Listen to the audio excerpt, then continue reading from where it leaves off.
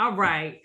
Good afternoon, good morning, good evening, whenever you're listening to this, watching it on the YouTube. Welcome to another episode of Talks with the Tax Cop.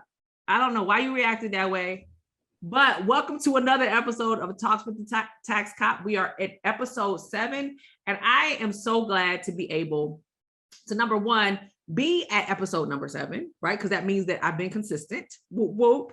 But I am glad to be able to be interviewing this entrepreneur. I've known her in a whole different realm. And so I'm so excited to have watched her growth over the years. She's going to jump in and she's going to share her story with you.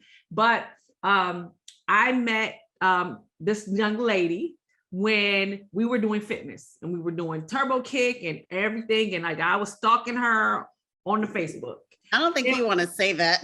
I'm being real. And then I met her in person. It was like, girl, I know you, like, because I've been seeing you on Facebook and talking to you. So, and ever since then, like we took a training, we were taking a training to learn how to be better at showing up and producing and entertaining as fitness instructors.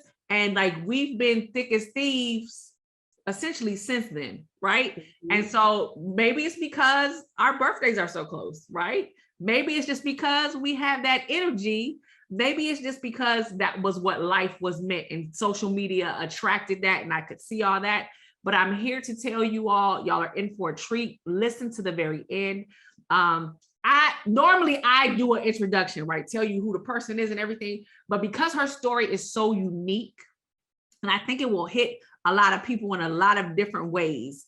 I'm gonna let Shani introduce herself, and then I'm gonna jump right into the conversation so y'all can understand why I said this is a unique, different spin compared to some of the other interviews that I have done. So take it away, Shani. Please introduce yourself to my platform. Okay, well, hello, everybody. And in the words of the inimitable Jay-Z, allow me to reintroduce myself. My name is Shani Whisonant. I am the owner of 2 businesses here in Maryland. One is called the Gloria Bakery. It's a cottage bakery that I operate from my home. And we kind of specialize in Southern desserts. So your pound cakes and your breads that really remind you of home. Both of my parents come from like Southern families, very traditional Southern families. And so the baking that I do is that, but I put my own spin on it. And it's interesting to me that I even came to baking because before 2014, I could not bake at all. I grew up in a Southern family with all of those traditions of, teaching people how to bake and really spending that time together in the kitchen and baking. And I could spend time in the kitchen and cook with people, but I could not bake. So baking had always eluded me before I had kids of my own. And having grown up and watched my mom and my twin sister really develop a close bond over baking, it was something that I felt like I had missed out on. And I had always believed that I would never be able to do it because I wasn't a baker. I think we all know those people who are like, oh yeah, I cook, but I can't bake. And I was one of those people. But then I had my daughter and something in me really wanted to have those experiences with her, but I felt really blocked. I still kind of bought into that old way of thinking, I will never be able to bake. I can teach her how to cook. I'll never be able to bake. And one day when she was in preschool, her class was doing an activity where they were going to decorate these sugar cookies in the shape of each letter of the alphabet. And I'm one of those parents that's always a little late to pick their kids up. And when I got there that day, there was a classroom list for this cookie decorating activity. And because I was late, all the other parents had signed up for like cups and plates. The parents who get there early, they sign up for like the easy stuff. The easy stuff. The only thing left was the sugar cookies. And my daughter was standing there looking pitiful next to her teacher. And her teacher was this lovely, lovely, lovely, sweet woman. Like if you could manufacture from scratch a preschool teacher for your kid, it would be this woman. Now you put this picture in my head. We can manufacture preschool teachers? Go ahead. No, we can't. I wish we could. And shout out to all the teachers out there because they are truly, truly, truly doing God's work right now. And if there's any way that I can show more appreciation for teachers, I'm always going to do that. Sidebar, but she asked me this day if I would bring the sugar cookies. And I was like, oh my gosh. But because I didn't want to seem weak in front of my daughter, because you never want to seem weak in front of your kids, I was like, oh yeah, sure. So I spent literally, it was probably the first all-nighter I'd ever pulled in my entire life. 4 years of college, 3 years of law school, never pulled an all-nighter. I stayed up most, if not the whole night that night, making some barely passable sugar cookies. And so that was fun. But the thing that really, the bug really bit me when I handed my daughter those sugar cookies and she got out of the car to go to school. And she had this look on her face like, I am the purveyor of sugar cookies. Like, she was so proud and so happy to be able to provide that. And it reminded me of when I was a kid and my mom would make something for me to share with my friends. I was always so proud and so happy to be able to do that. And that was the moment when I was bitten by the bug. I'll never forget that look on her little face. And I get choked up to this day when I think about it, because it's just, that was a turning point for me. Like, that was the moment when I realized I wanted this. But I also knew the way that my mother and my sister baked, which was a much more traditional, a little bit of this, a pinch of that. I was not adept at learning baking that way. And so thank goodness for Amazon Prime, I started ordering books. So I ordered the Real Deal baking textbooks, a bunch of them. And I started ordering books like Ratio, what is it? The pastry, it's like a pastry techniques textbook. I ordered Mark Bittman's book, How to Bake Everything. Like, I just got into every single baking book that I could find. And I tried to bake my way through them. And I practiced and practiced and practiced. And I practiced on my friends and my family. You know, Patrice, you know, Yeah. You got a caramel cake for Christmas. I did. And I used to for a while, I used to look, and she would have dodging like me. parties and stuff like this. No. So she was through her cupcake phase, and I'd be drooling because we live about 30, 40 minutes away from each other, right?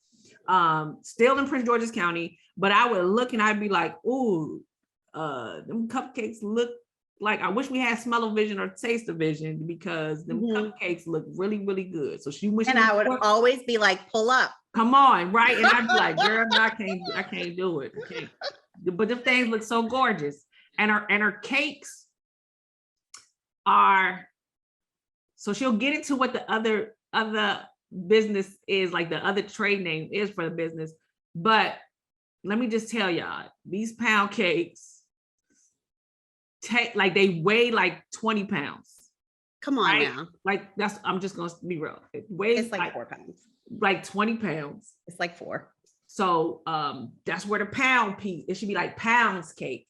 But it's so light and not over sweet. Like, I can't even, y'all gonna have to, she gonna drop her information. I'm gonna make sure I put links and all this kind of stuff, because I'm trying to tell y'all the taste. She thought I was joking. So she let us, like, she did this whole 12 days of Christmas pound cake, different size. And they was eating pound cake for breakfast, lunch. Like, every time they could get a piece of pound cake, they was eating it like it was coffee cake. Like, it just didn't make any sense, but it was just delectable. Not overly sweet, the right amount of sweetness. It was just love in a cake that weighed 20 pounds, y'all. It was love in a cake. It was like 20 minus 16, but yeah. But that, I mean, that's what it is. The other thing, she's going through her story, but y'all, if you paid attention and y'all really listening, she said the first time she pulled an all-nighter was making these cookies. But did y'all hear what she dropped? She said 4 years of college and 3 years of law school. So how does somebody who did 4 years of college, 3 years of law school, find themselves, I told y'all I met her doing fitness, find themselves on this route where now they are an entrepreneur with a cottage bakery? How, like, give them your backstory for real. Okay. So yes, I did hard time in the law.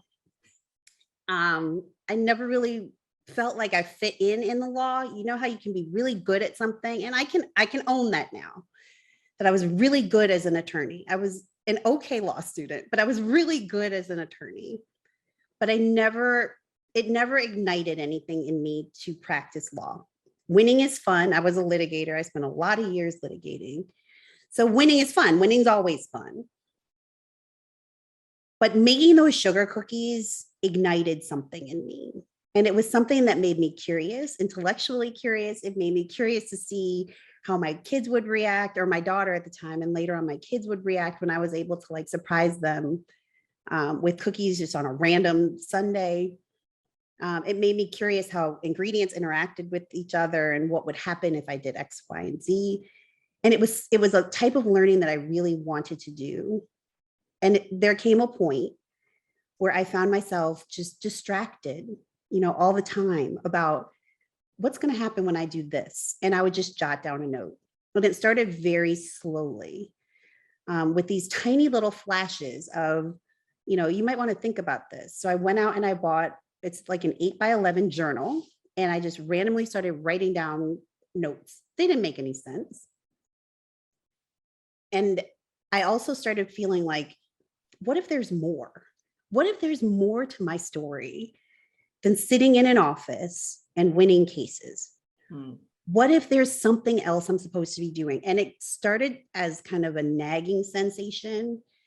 And then it started to tug at me, and then it became overwhelming. And so there comes a point where you realize, or if you're not doing what you're meant to be doing, there comes a point where you feel like I have to break. I have to do this. It's not a choice. It doesn't feel like a choice. It feels like an obligation of sorts. You don't have an opportunity to say no to it. And the more you say no, the more resentful you get in your life, and the more you feel trapped, and the more you feel like irritation with the things you should love. I love my family, but I wasn't doing what I was supposed to be doing, and I was unhappy. And the more I was baking, the more I knew what I was supposed to be doing, the more unhappy I became practicing. And so it became super clear to me that this is what I'm supposed to be doing. But how to do it was like beyond me. But in 2019, I looked in my book and I realized that those 2.5 years of notes that I'd been writing just on a random basis, I just happened to stumble upon my book one day and just start at the beginning. Patrice, it was a roadmap. It was a literal roadmap to entrepreneurship. I had the name of my bakery outlined. I had places where I could sell. I had just randomly done some research about what kinds of things I could offer out of my kitchen. And the craziest thing was, when I started doing my research, there was really a very limited cottage industry for baking in Maryland. Very true. And by the time I was ready to open, Maryland had opened the floodgates. And so the opportunity for me to bake was there. So in 2019, I just jumped out there and started going to a weekly farmer's market, and that helped me build up my confidence. Like, people really, really, really were attracted to what I was baking. Like, my recipes, they really wanted them. There were people who would come to that farmer's market every week looking for what I was bringing. And then COVID hit in 2020. And I was like, my cottage business took a hit. I didn't know where to go next. And you and I had a conversation in October. We did. And I had no idea what was going to happen in October of 2020 with the bakery. But for some reason, I had been purchasing equipment so all year. And you said, you need some business activity this year. Instead of just buying equipment. Spoken like a true accounting and tax professional, right? Mm-hmm. Yes. And literally, that was a Thursday that you and I spoke. And that Sunday, I was cleaning up after breakfast, walking right over, like 5 feet away from where I'm sitting. And I had a flash. And that flash was begin with butter. And in that flash, which was probably a split second, I saw what Begin with Butter was supposed to be. And it took my breath away. I mean, I stood there like panting, like, did that just happen? I'm looking around at my family because I do a lot of crazy stuff in the kitchen and they just don't react. But sometimes they'll just like side eye me, like, are you really acting out again? Are you really singing again? Are you really dancing again? Stop doing the Running Man because it's embarrassing. So I'm looking around for them to see if they had seen me like embarrass myself, and nobody was there. And I thought, this is wild. And I had a computer at the time, and I said, if the URL is available, then I have my marching orders. Now, keep in mind, at the time, I had a somewhat dormant bakery. I had no idea what Begin with Butter was supposed to be. And I came over and I opened up Google domains to see if it was available. And that sucker was available, and every derivation of it was available. So I scooped it up and started rolling with it. I found a young lady who could help me develop a website. I started doing videos on YouTube, and the Begin with Butter brand was born. Since October of 2020, Begin with Butter has grown into a full-fledged operating working blog. And this Saturday, I'm starting the beta test for my course, which is the Begin with Butter Baking Academy. And we're going to be talking about perfecting cake basics so I can teach other people how to develop their own cake recipes. It sounds like a dream when I say it out loud. It's when the state of Maryland sends me tax bills that I realize that it is, in fact, quite real. But it is something that it's almost like a euphoria that I feel having developed this thing from that flash in my kitchen. And now I will tell you, I've worked harder in my life to build this brand than I have ever worked on anything in my life. I would not trade this for the world. And because I have an amazing family and a wonderful support system, I've been able to go full-time pursuing entrepreneurship since January of this year. And like I said, it's hard work. I would not trade my days at this point for anything. So it's a very long-winded story, and it's kind of a circuitous way of getting there. But yes, I can now say I'm the owner of 2 businesses under one corporate umbrella, of course. And my life feels like a dream. Some days it's a very challenging dream, like when I have tech issues, which is just about every day. Right. But it's so much different and so much better than the path that I was on, that I am so glad that I did it. And I'm so glad that I now have the opportunity to bring what I've learned to anyone. I mean, anybody's going to be able to download this course, anybody, and it'll shorten their learning curve. I mean, I'm talking about, I spent the better part of 7 years learning all this stuff, and I'm still learning. But I know how to develop a cake recipe, and I'm ready to share that information with people. And I'm so excited to be positioned to do that. So thank you for having me today. No problem. So now y'all understand 100% why I had her tell her own story, because I would not be able to do it justice. This is the reason why I did not give her this long introduction from me, because I know the backstory. Like she said, we've had conversations. And I know that as some people, I know what it feels like to really be like, all right, how do we position this? How do we do this? How do you leave? Y'all heard her say she was a practicing attorney. Okay. Was past tense. Right.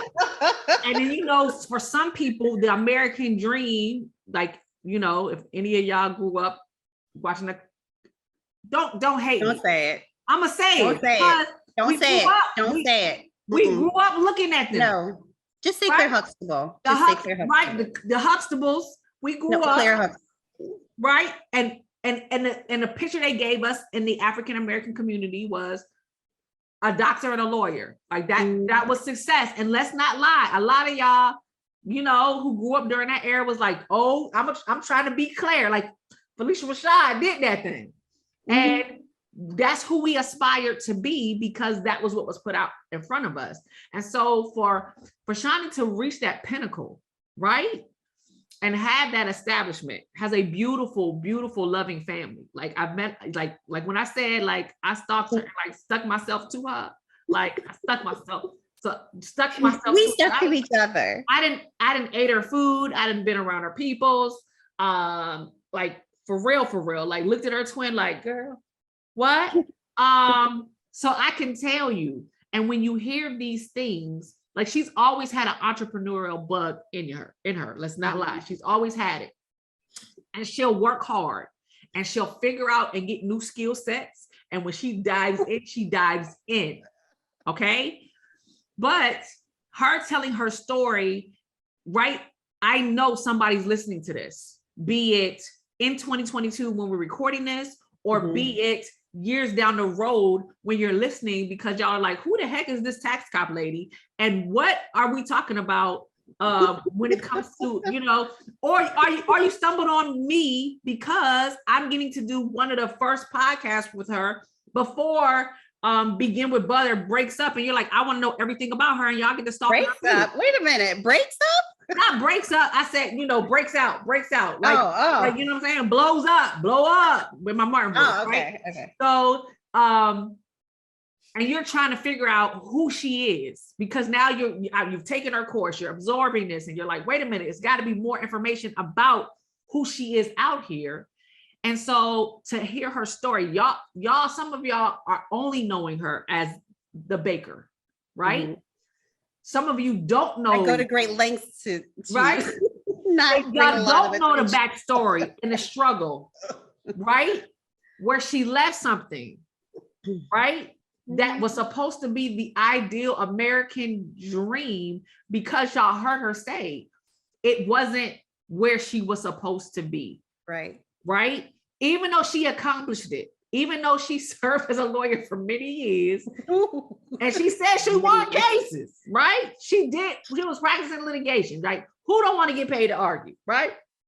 I get paid to argue and get stuff through the IRS when my clients got issues. I get it. I understand that thrill when you like, oh, no, I understand the adrenaline rush you give you. But to leave it behind and go pursue a plan that, I'm just going to drop this here, that God had given you like breadcrumbs over the years without you understanding it. So I'm going to pause right here and say to anyone that you got a journal and it just don't make sense. You get these ideas, these random thoughts, you got voice notes, whatever you're using to collect all that. Take time to pause, look back on that stuff. Yeah. And definitely. Really be like, oh, you'll have your aha moment, because like, you know, I'm 100% a believer. I believes in the Holy Ghost. Shani, to know, I tell you, I'd be like, okay, the Holy Ghost talking to you, girl.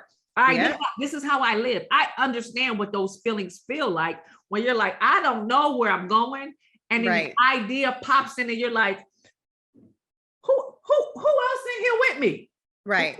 Because I like, it drops in your spirit, or you see something so clear that you're like, it feels like you're living it in that moment. Yeah. And then you looking around like,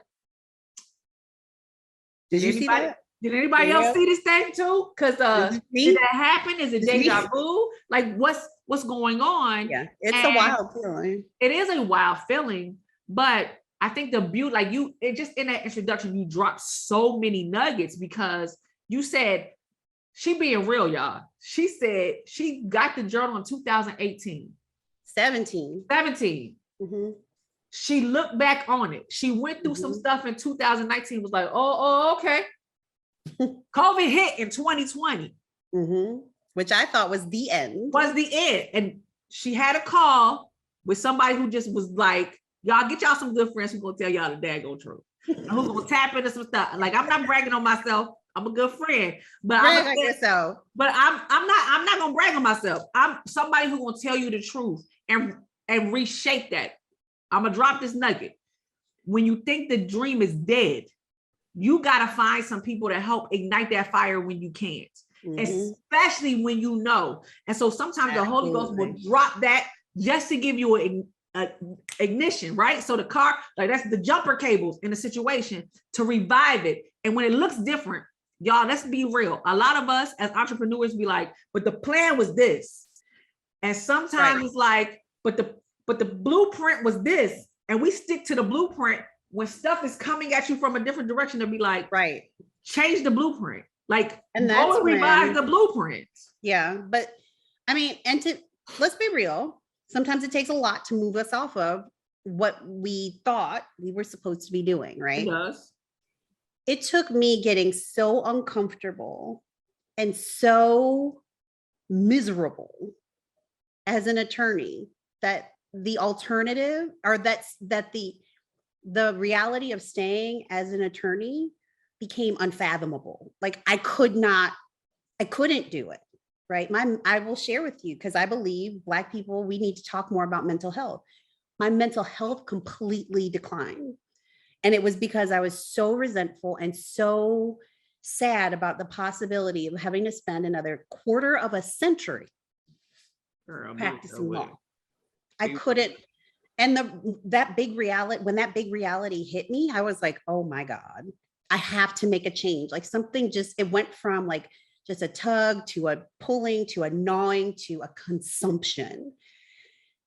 And like I said, when I look at the whole thing in retrospect, it's unbelievable to me how neatly things fell in place. I spent so many years, a decade and a half, asking God, why? Why am I in this position? Why did this happen to me? And it was only when I opened myself up, and after our conversation in 2020, even after I'd had my bakery, that I heard clearly, it's all been in you all along. All along, I had the power to make the changes that needed to be made to live the life that I knew would not only help me take care of my family, but help me feel fulfilled and help me feel like I had lived a life well lived. There are too few years on this earth that all of us have for us to be sitting around miserable doing something that we're not meant to do. Is it scary? Absolutely. Yes. But every time, and I can tell you, even in these early days, every time I've started to freak out about the money, every time I've started to freak out about the plan, every time I've started to freak out about whether I had the resources intellectually to do all of this, there's been a moment, like a watershed moment, where something's happened that has just eased my mind. And on the heels of that easing of my mind comes just this very brief thought: you have all you need to be successful. So calm down and get to work. But that's a beautiful feeling, because as entrepreneurs, I did a podcast a couple of weeks ago where we talked about that. Giving yourself grace enough to be like, yo, today is the day I want to tap out. Like, let's not be, entrepreneurship is not for the faint of heart. And it's not for everybody. It ain't for everybody. Some of us got to play support. So yes, like what I do with the firm that I built and I'm building, I play a support role, which most people don't realize. That's what I do because I'm great at supporting. Now, yes, I branched out on my own, but I love to encourage my clients. Hey, let's get a strategy session together. Hey, pay to do a tax planning. Hey, because sometimes out of that stuff, y'all don't understand how the numbers play into everything. Right. It really is like, well, what's the best strategy for you? Well, understand how you can make that move, but let's not forget that there's a tax implication to it. And let's get in front of the tax implication so you can make the best move for you and yours. So sometimes the role is a support role. Sometimes the role is a push you out in front role, but you have to know who it's for. You have to know when you're going to tap out. You got to know when you can walk away so you can come back refreshed and revived, so you can give that fresh anointing, that fresh flow to whomever you're supposed to serve. The beautiful part of this is that even though entrepreneurship is not for everyone, right? Working with somebody who has the vision and the dream, support could be for anybody. And And we all have our good days. We all have our bad days. We all have our, I need a mental health day. We all have this, did that record day, right? Because we're working in a technological age. Do I even know how to use it? For me, do I even know how to use the technology? Y'all talk about gigabytes and gigabytes and terabytes. What do that mean? Who do I get to help me take this into a new platform? A year ago, I'm like you, Shani, I'll be real. During the pandemic, I was told, you need a podcast. Okay. I've been told several different times. Talking to clients and everything, you need a podcast. Podcast. I listen to podcasts. Need one. Nah, that's not for me. I don't, right? Get on video, do this. I despise social media. Y'all, I'm not trying to be funny. Social media is my nemesis. Probably because all the years that I worked in the federal government, we were told all these things, and where I was with clearance and stuff like that, be careful when it comes to social media. So I wasn't heavy on it. So I'm learning, and that's really what it is. It's that resistance to learning, to be a different person. But the people's is on the internet. The people's are listening to podcasts. The people they want content, and they want content. Hi, people listening to the podcast, by the way. You said what? Thank you for listening. I said hi to the people listening to the podcast. People listening to this podcast, right? Right. People want content that they can relate to. That's going to help shorten their learning curve. Yes. And at the same time, it's going to be entertaining to them. And we're in a whole new space. Like anybody who went to communication, got a degree in communications or y'all get it. Y'all get it. Mm-hmm. Us walking into this space where it's new, you're like, well, who gonna help me with this? Or do I have to do it all? Right? Is a whole new space. So I know that you talked about the support you have from your family, your friends, your support system, your cake testers, y'all. Cookie and bread too. If she put a cake and bread and cookie test up on her blog, y'all better sign up. Figure out how you can be a tester. But just in case, because you know how they do in Costco's and Sam's Club, and you be like, oh, before that, you really. I'm just saying. Anywho, when you're out here doing these things, how did you get to the point where you decided who was going to be on your team and whom you needed for the team? Was that in that journal? No. So initially that journal was strictly about how to open a bakery. And at the time I had designs of opening a brick and mortar. But in this day and age, in 2022, brick and mortar restaurants are barely making it, right? And these are established brands. So I know right now, if there's ever going to be a brick and mortar Gloria Bakery, that's down the road. Food prices are way too high, and it's impossible to justify charging my customers as much as I would need to charge them to keep the lights on. So also, I have just amazing things happening on the Begin with Butter site. I'll tell you here first. I mean, my first course is launching, excuse me. My first course is launching in April. I have a second course for the year planned to launch in September. So those two courses are keeping me extremely busy. I'll have a second beta test group. The second course will be about the basics of bread so that people can create their own bread recipes. And that's scheduled to launch in early September. So those two things are keeping me super busy this year, but I'm still running my cottage bakery, and I love being able to bake in my ovens at my house. There's just something really nice about doing it here. It feels very personal to me, and it is personal. Right. I mean, your business is always going to be very personal for you. But I love having the added element of, being able to do it here. I don't know that my husband particularly loves the wear and tear on the appliances or the extra refrigerators and freezers, but I don't know. He loves seeing me happy. And this is hard for him and I want to shout him out, because without having a strong partnership without somebody gassing me up and being in my corner, and without my husband being like, you know what, I believe in you. This would be a much harder transition to make, because although we want to believe as entrepreneurs that we don't need anybody, right? I don't need anybody else to validate me. I don't need, but we are still human. Yep. And we are still social creatures, and we still want and crave love and validation from the people that are closest to us. And so I want to shout out my husband, because he is very, very much a traditional man. Came from a background of, you work really hard, you retire, you enjoy your life, you do good by people. Like, he's just a really solid, a really, really good person. And I love him so much. And this is hard, right? Yeah. When that's your genetic makeup and that's how you're built, this is hard. Yeah.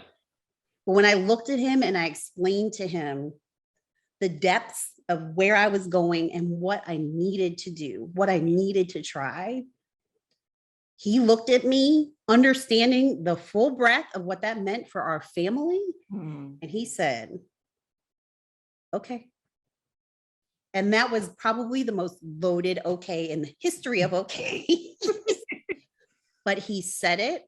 And after that, we were off to the races. And he's been nothing but supportive and wonderful ever since. My kids are like, they're little adventurers. So they're hey, let's do it. Mommy owns a business and she's not practicing law anymore. And she's not upset every night when she comes home. Hey. And she can, and I didn't know all those years, my kids, like I picked them up at school. I picked them up from school every day. All those years, my kids were in aftercare. They loved their aftercare. They still love it and they miss it. They desperately wanted me to be able to pick them up from school. And now I can do that. Yeah. I work like a crazy person. I'm up at 4 every morning. I try to exercise every morning, and then I do like an hour or so of work before my kids even wake up. Right. And then I get them off to school, and between 9 a.m. and about 2:50 p.m., I am hustling. My days are scheduled in another planner. I love my little planners with paper and pen. It just helps keep me super organized. Right. But this is my business and I'm making it work. And there's nothing I would rather be doing. Nothing. I get it. I still get it. You set your hours, you set your parameters, you set your boundaries. Mm-hmm. Oh yeah. And even on the days where it feels, I only got one thing, but I had like 45 things on my list to do, right? Mm-hmm. But I got that one thing, you can still walk away and feel accomplished. I've gotten those comments from people as well, because I've started doing this full time. Mm-hmm. And they're like, you just seem so like, you seem happier, you seem more engaged, you seem more present. Yep. Your skin looks better. You just seem, yep. I mean, it's a small thing, right? You seem like you're getting rest. Even on days where I'm like, I might wake up at 2:00 and be like, I got to get this written. Right. You know what I'm saying? But so I definitely understand when you're called to do something in a different way, when it's new territory for you and for those that are experiencing with you. But like you said, it's in us. I call it my Moses experience, or, you know, I always say you got to have an Amistad plan, right? So when you work for somebody, you got to always have an Amistad plan. I believe in that. I've always said it. But when I look back on the journey that I've gone through, when you look back on the journey that you've experienced, all those years practicing law, there were nuggets. And as this develops even more, you needed all that. It was like basic training for years, right? Oh yeah.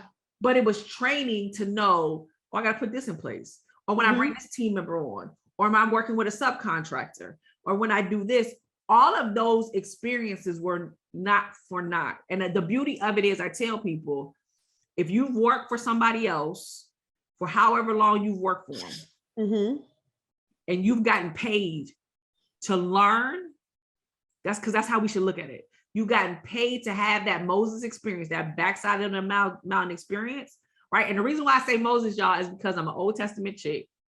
But you gotta understand, when they came out of Egypt, right? And when they came out of bondage, they came out with stuff. God did not send them out of Egypt just with what was on it. They got to take the spoils with them. So everything they learned in you froze.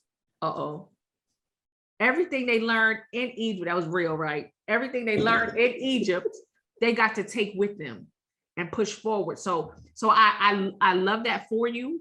I love to see you like you look like y'all don't understand. It's conversations I've had where we were getting to this point and we knew when she was going to walk away and what the plan. And I was fussing at you.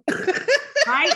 What the plan was going to be, how she was going to do it, the strategy, how quickly I should do it, how quickly she should do it, right?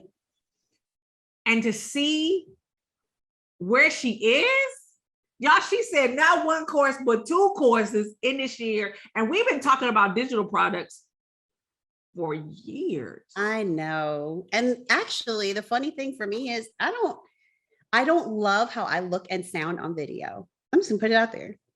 So that has been a huge video. That's been a huge impediment for me because video lives forever on the internet. Like on Beyonce's internet, nothing's coming down. If you really wanted to, nothing's coming down. Right. You can screen capture, you can, screenshot, you can do somebody got it. You can manipulate. So, and I don't know. I've always had this thing about my voice. I'm like, my voice sounds like I'm talking through my nose. And I don't know. I've always been very self-conscious about how I look on video my whole life. And so y'all, this one right here, the host of this here podcast has been telling me since we were fitness professionals, which by the way, most people have no idea unless they've done a deep dive into my life. You've expunged all of that? You've expunged all of it? I kept it up. I kept it up because people have asked me, well, what exactly do all of it? I do all of it. I was doing all of it. I still do some of it. I'm still certified. I still do it now. No, that's you, my friend. That's not me anymore. I mean, I love fitness. I will always love fitness. But being a fitness professional is not something I'm doing anymore. This keeps me busy, but I lost my train of thought. My bad. Not really. I said my bad. Not really. But anyway, so I've never really liked being on video. So that was the huge thing I had to overcome. And it's funny you talk about training from the law. The thing about the law, practicing law and being a litigator all those years is I used to be really, really scared of public speaking. And I still am to an extent, especially doing live stuff, because sometimes lives can just not go well. But what I did gather from years and years of being on my feet and having to think quickly on my feet and it mattering, right? Because I'm not speaking on behalf of myself, I'm speaking on behalf of somebody else. Right. What I did learn from that experience was how to do public speaking, right? And so I take that part of that opportunity of practicing law and I try to apply it. Just really good public speaking tips, like always just trying to be as prepared as possible, making sure that you're not talking too much, because when I'm live, I talk too much. I definitely talk too much. Because I go back and I look at that stuff and I'm like, stop talking here. Nope, you're still talking. So to just always be prepared, always just be aware of your facial expressions, because if I'm side-eyeing, everybody knows that I'm side-eyeing. There's no poker face here. Try to stick to the point as much as possible. I'm just a goofy person by nature, so that's always going to come out. But there's a time and a place for it. So like you said, it's edutainment, right? What we do. Right, it is. Because that's what I do.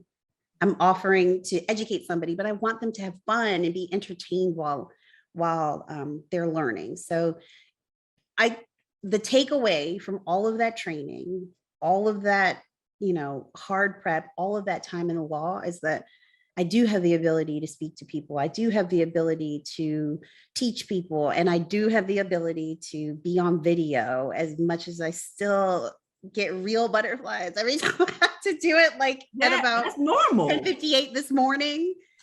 Who's having a conversation with me? I feel like this should be one of all of your followers on your YouTube channel. So hi again to everybody who's watching this. And if you've watched it this far, thank you so much. We appreciate you. We appreciate you. Mm-hmm. I love that. We tell the people where they can find you, Shani, because you've given a lot of things, like there's a lot of nuggets. Just, that's the one beauty of when I got talks with the tax cop, the idea, really, it's not about me. It's not about what I do. It really is about my entrepreneur clients, that I want people to see my small business owners that are your next door neighbor, that can do what you are sitting at home wanting to do, and not just to encourage you, so that you can hear their ups, their downs, their sideways, and how they're still doing it. So tell the people how they can find out more about you. If they want to be part of the beta that's happening in September, because y'all learning how to get some bread. That beta will be in July. Okay. The next beta will be in July. The current beta is closed. Okay. Enrollment is closed for that one, but the next beta will be in July, and it'll be 5 weeks. So July and probably the first weekend in August will be that beta. There'll be a launch as well for the second, like it's a whole launch event party, with special pre-launch pricing, which will happen for the first course in March, and the second course should happen sometime in July.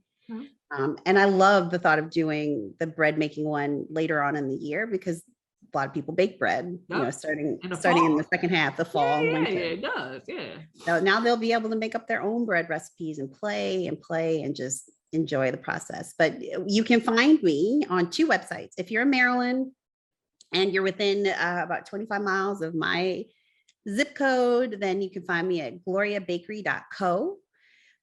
Or you can type in the gloriabakery.com and it'll redirect you to gloriabakery.co.